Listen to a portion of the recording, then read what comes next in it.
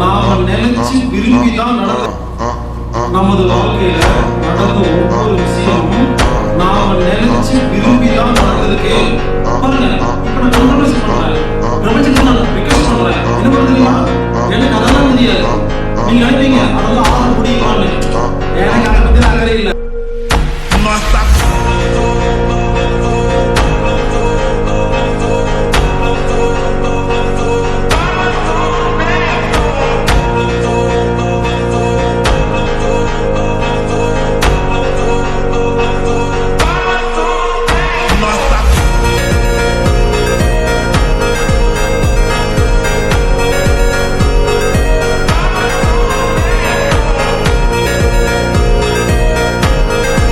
பல வருடங்களாக பலவிதமான தியானங்களை பயிற்சிகளை கற்றுக்கொண்டவர்கள்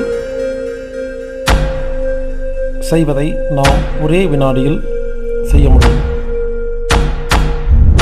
ரகசியம் என்ற எண்ணம் போல் வாழ்க்கை என்ற விஷயத்தை யார் புரிந்து கொள்கிறீர்களோ, இனிமேல் நாம் கோபப்பட்டவுடன் கோபம் என்ற வார்த்தையை பயன்படுத்தாமல் தெளிவு, நிம்மதி என்ற வார்த்தையை பயன்படுத்தும்போது இந்த நல்ல விஷயங்கள் பதிவாகி ஒரே ஒரு கோபம் நம்மை விட்டு வெளியே போகிறது. 1000 நல்ல விஷயம் பதிவு செய்வதன் மூலமாக நாம் மிகவும் பலசாலியாக, மிகவும் சந்தோஷசாலியாக, மிகவும் ஆரோக்கியசாலியாக மாற முடியும்.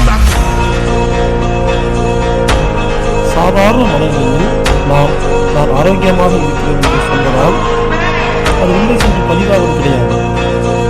ஆனால் நடுமனதில் செல்லும் அந்த நேரத்தில் ஒரே ஒரு முறை பதிவு செய்தால் 1 கோடி முறை பதிவு செய்வதற்கு சமம்.